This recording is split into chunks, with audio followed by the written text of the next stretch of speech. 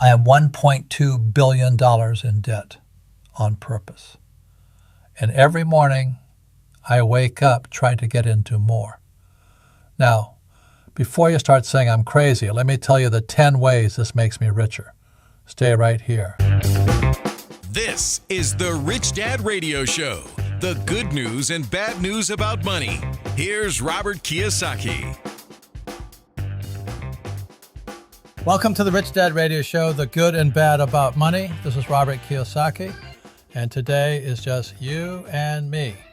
And we're talking about what the rich are teaching their kids about money. So let me start with something that's going to make your accountant nervous, your parents angry, and your financial planner reach for the phone. I am $1.2 billion in debt on purpose. And every morning I wake up trying to figure out how to get into more. Now, if you were raised the way most people were raised, that sentence just turns your stomach. Good. Sit in that for a second. Because by the end of the show, you are going to want what I have. That's a promise. You were told debt is a disease. You were told a good person pays cash, lives below his means, dies owing nothing to nobody. You were told the whole point of a financial life is to reach zero, to owe nothing, to be free and clear. Let me say this again slowly. Free and clear. People say it like it's the finish line, like it's the top of the mountain. I'm here to tell you something different. In the year we are living in, free and clear is the most expensive place you can stand. And people get angry when I say that. That's fine. Think about it. While you have been racing to pay off your house, racing to get to zero, racing to become debt-free, the people who run the money have been doing the exact opposite. They have been borrowing everything they can get their hands on, and they have been getting richer doing it every single day. So one of two things is true. Either they are stupid and you are smart, or they understand something about money that you were never taught. I'll let you decide which one is more likely. I made my decision a long time ago. I want to show you why, and I want to show you how. Here's the problem. The rules of money changed, and nobody sent you the memo. Debt became money. Debt became profitable in 10 different ways. How, you ask? August 15th, 1971, a Sunday evening. Most people were watching television. The President of the United States got on and announced that the dollar was coming off the gold standard. Most people didn't even look up. But in that one announcement, the money in your wallet became something brand new. Before that day, a dollar was a claim on something real, something you could hold. After that day, a dollar became an IOU, a promise, debt printed on paper. My poor dad never understood what happened. He kept doing what he'd always done, went to work, saved his money, trusted his pension, believed that being out of debt made him safe. My rich dad understood it almost immediately. He looked at what they had done, and he said the game just flipped. The savers are going to be the losers now. And the borrowers, the ones who learn to use this new toxic money, are going to be the winners. He was right. He was so right, it's almost cruel. Since 1971, the dollar has lost roughly 95% of its purchasing power. Read that again, 95%. The dollar your grandfather saved is worth a nickel today. That is not an accident. That is a system working exactly as designed. So I asked myself one question. Which side of that table do I want to sit on? I chose the borrower side. And in a moment, I'm going to show you the first two ways I turn the same force that's robbing the saver into the force that pays me. The thing that makes the poor man poor, it makes me richer. Same inflation, opposite outcome. I'll show you exactly how when we come back. Don't go anywhere. Thank you for listening to the Rich Dad Radio Show. As you know, I've had my friend Jim Rickards on my show a bunch of times. Now, Jim has a new message to share. According to Jim, a former advisor to the CIA and the Pentagon, with close ties to the Trump administration, President Trump is about to make a move that will shock the markets and open the doors to the world's single biggest gold deposit right here on U.S. soil. Inside this deposit is the equivalent of more than 161 million ounces of gold, which at today's prices would be worth nearly $1 trillion. And as gold continues to hit new highs this year, this deposit could make some people very, very rich. That's why Jim, a world-renowned gold expert with over 40 years as industry insider, just made a huge prediction about this Trump move and what he calls Donald Trump's secret $2 gold mine. And for all the details on this little-known $2 gold company, simply go to offair26.com to watch his presentation. That's offair26.com. I'll also put the link in the show description. This message has been paid for by Paradigm Press. We're back. I told you I chose the borrower side. Now I'm going to show you why. Here are the first two ways I use debt to build wealth. Way number one, I repay tomorrow with cheaper dollars. When I borrow money at a fixed rate, my payment never changes. I borrow today, and the payment I agreed to is the payment I make in 10 years, in 20 years. It's frozen in time. But the dollar is not frozen. They never stop printing. So every year the dollars I use to make that frozen payment are worth less and less. Do you see what that means? My debt is shrinking in real terms every single year, and I'm not lifting a finger. Inflation, the very thing robbing the saver, is paying down my loan for me. The lender loses, the borrower gains. That's the whole game in one sentence. Way number two, my fixed payments get easier every year. Picture a payment of $2,000 a month. 20 years from now, wages are higher, rents are higher, the price of everything is higher because the dollar kept melting. But my payment, still $2,000. The payment that felt heavy on day one feels like pocket change 2 decades later. The saver fears the future. The borrower with a fixed payment welcomes it. That's 2. You keeping count? I've got 8 more. Way number 3, rent rises while my mortgage stays still. Now layer an asset on top and the magic compounds. Say I borrow to buy an apartment building. My mortgage is fixed, but rents are not fixed. As the dollar loses value, the cost of everything rises, including rent. So year after year, my tenants pay me more, and I pay the bank exactly the same. Think about that gap. What comes in keeps rising. What goes out stays frozen. That gap gets wider every year, and it flows straight into my pocket. A property that barely breaks even today can throw off serious cash flow a few years down the road, not because I did anything clever, because rent rose and my debt did not. Way number 4, leverage magnifies everything. This is the piece that makes debt feel almost unfair. Leverage means using a little to control a lot. Picture a property worth $500,000. I put down $100,000 of my own money. I borrow the rest. The property rises $100,000 in value. On the whole property, that's a gain of 20%. But on my money, the $100,000 I actually put in, that's a gain of 100%. I doubled my money, and the property only moved a fifth.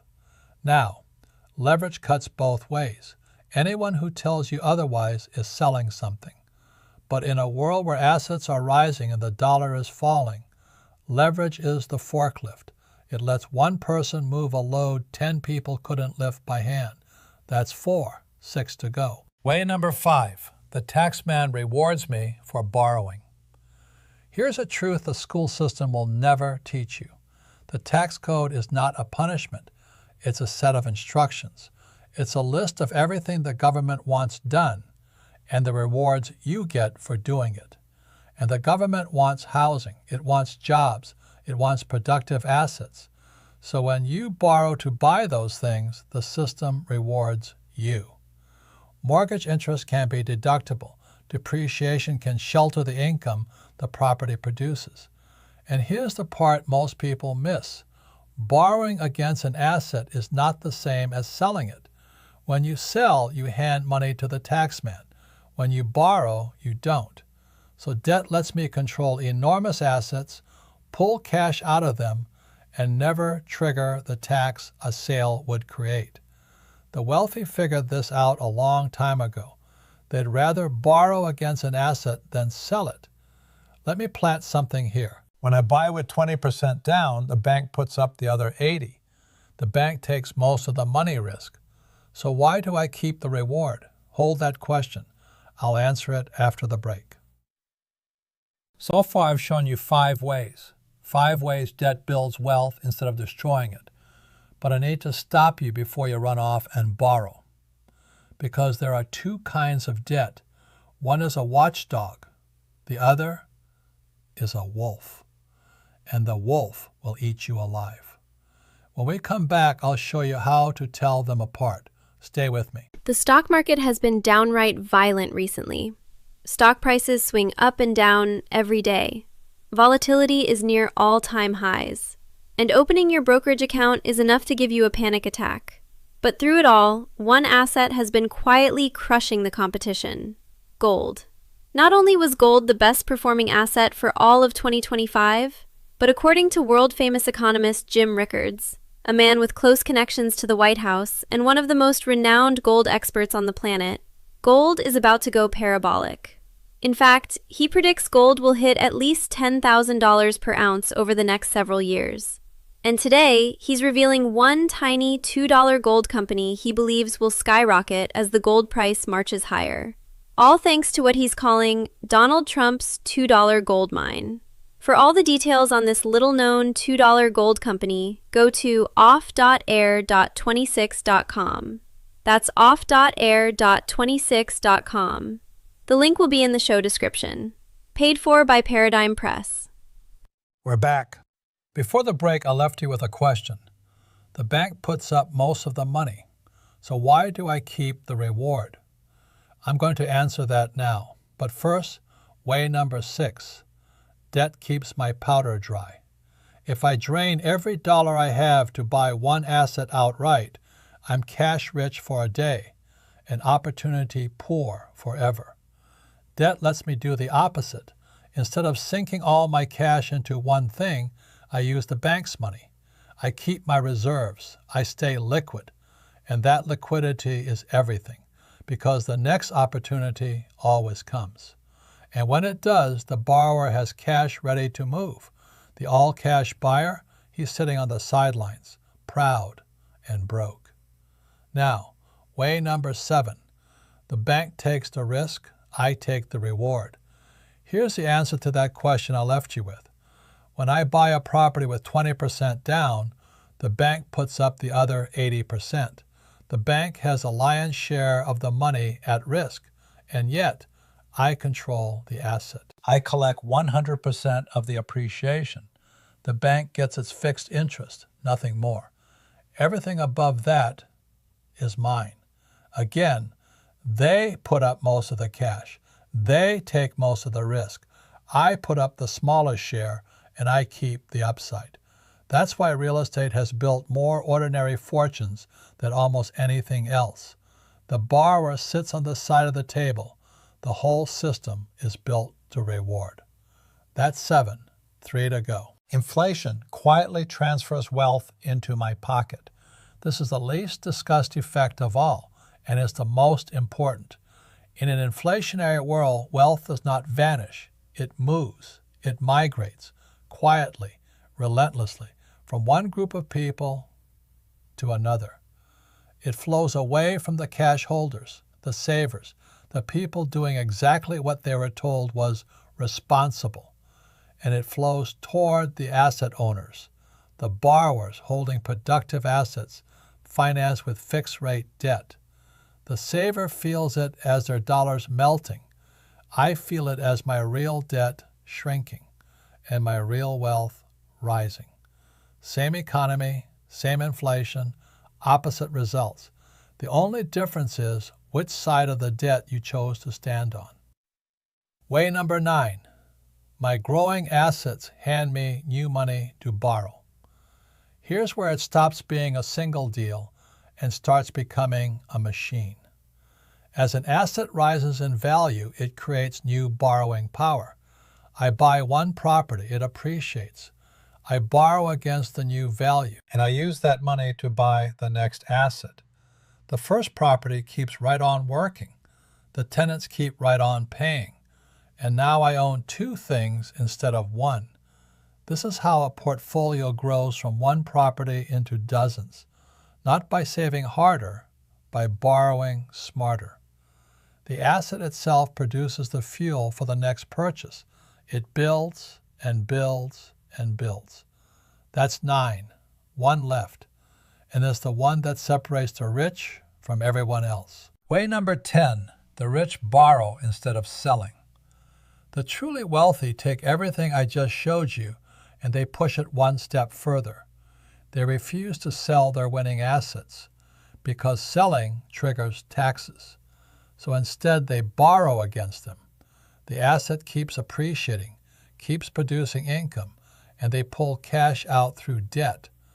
The taxman waits at a door that never opens. Buy the asset, let it grow, borrow against the growth. Use the money to buy more. The asset never stops working, and you never stop using it.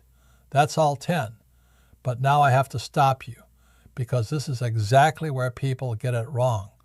There are 2 kinds of debt, and they are as different as a watchdog and a wolf.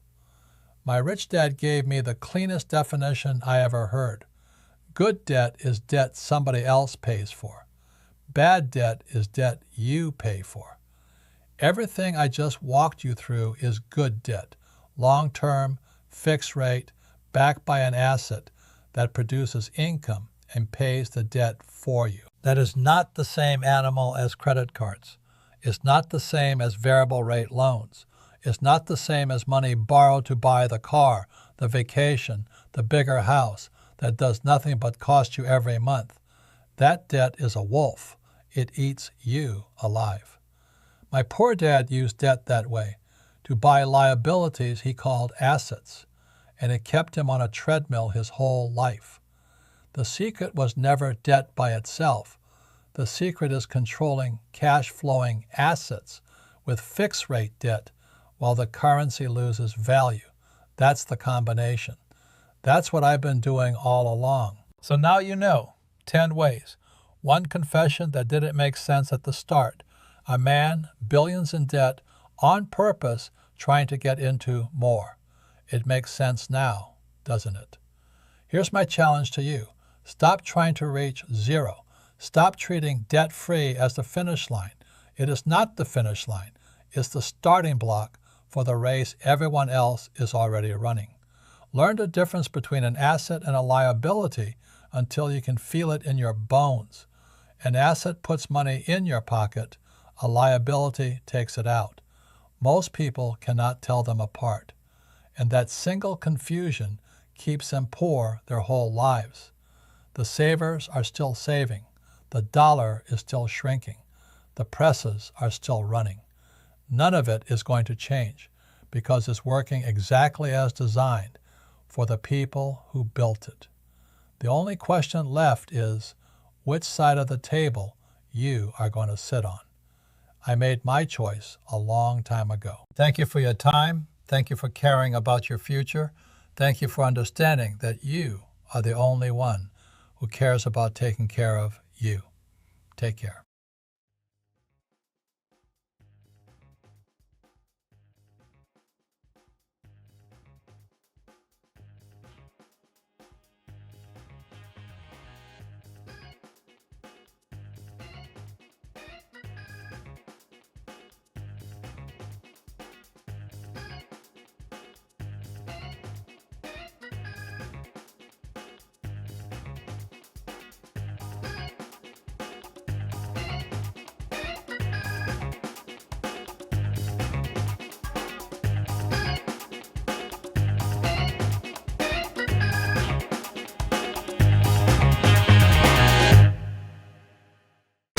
This podcast is a presentation of Rich Dad Media Network.